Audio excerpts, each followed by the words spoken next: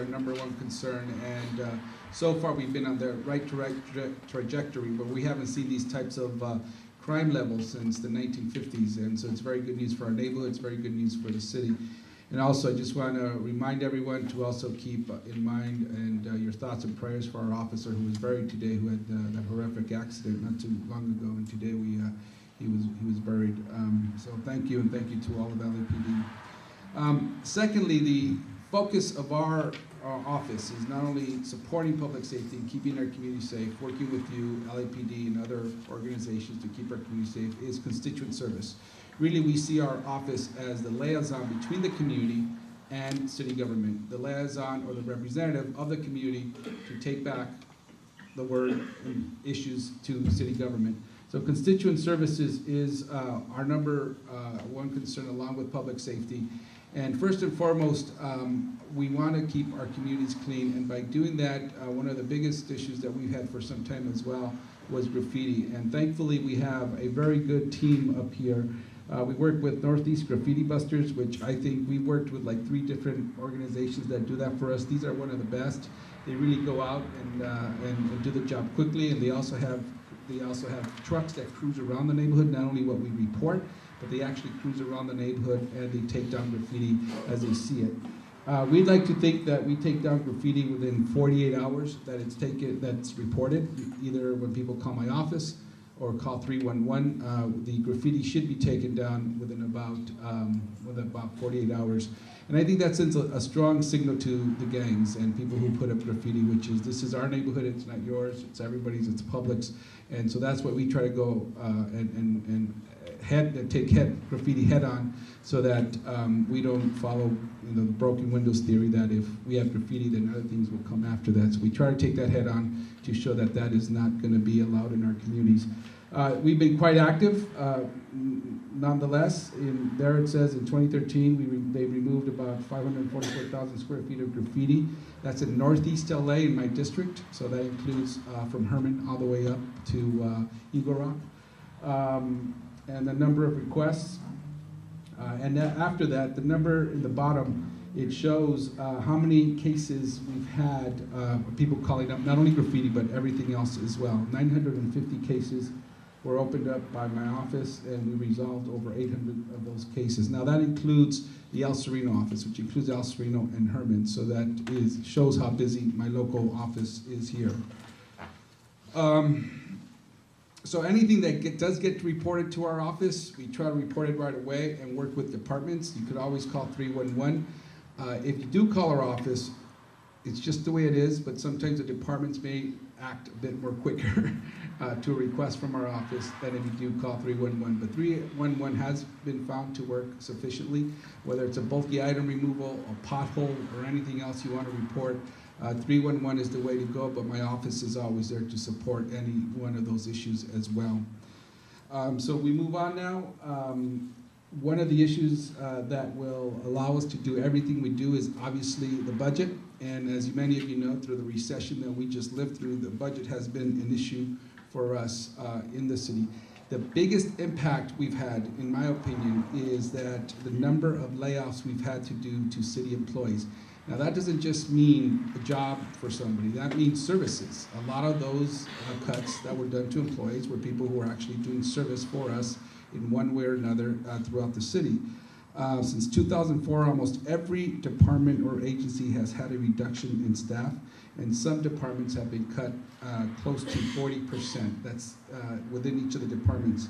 And overall, city staff has been cut by 12%. And so you've seen that this means less and less services. We've tried to get creative, even if we have less people within departments to do it. We either try to provide through either discretionary funding that my office receives, or other ways to try to make up for that.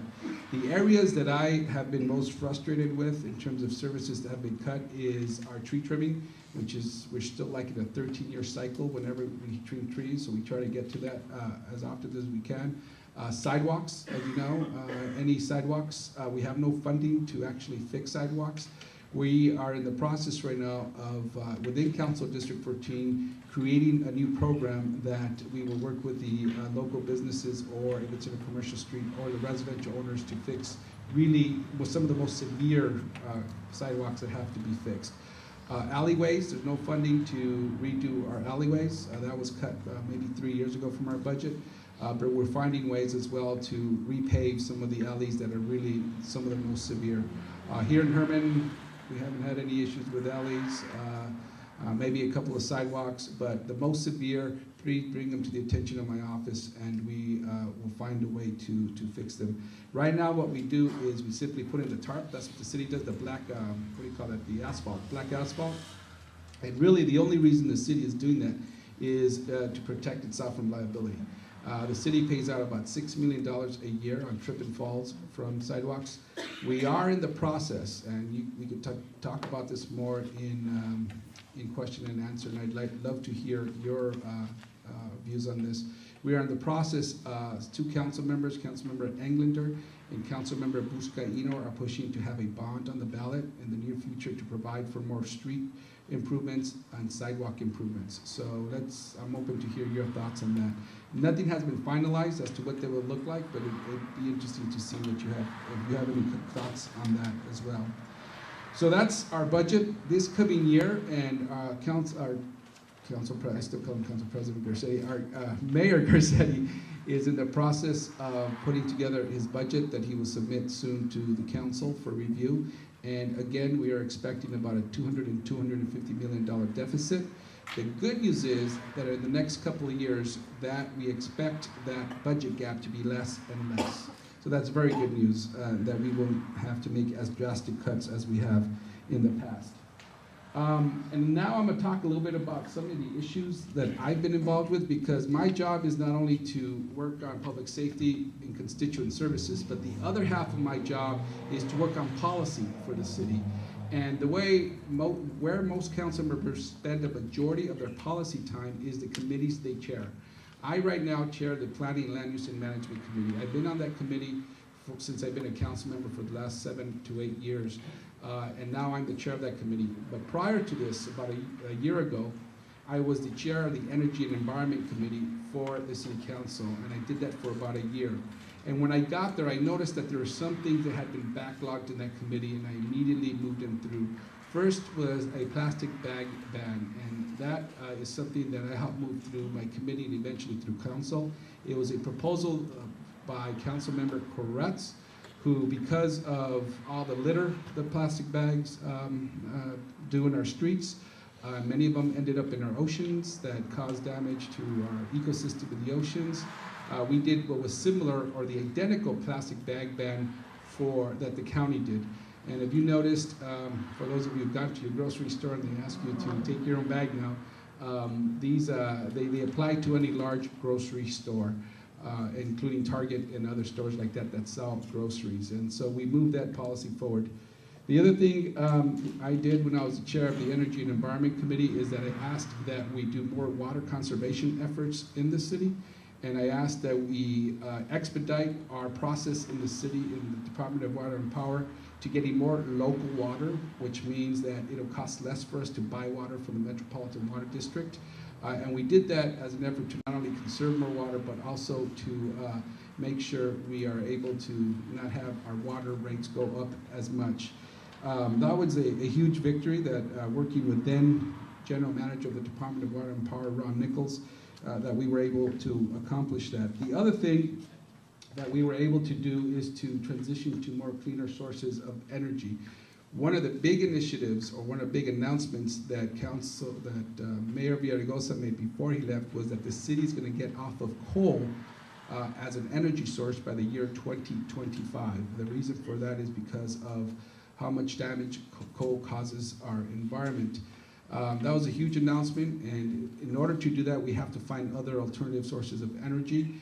I moved through the council 2 of our largest purchases for solar power, and the solar power is going to provide about 5% of our total energy in the future, and we're starting those projects this year. We also did something called the feed-in tariff that would allow more commercial owners or building owners to provide solar panels on top of their buildings and provide more local jobs by not having to buy that solar power from other places, but we could do it here locally as well. And that program, I think, has seen a lot of success, more demand than there is supply, and we're moving more towards getting more solar power. Here more locally, we've done some safety improvements, the Continental Crosswalks by Bushnell Way Elementary School, also on Avenue 60 and Lomitas Drive.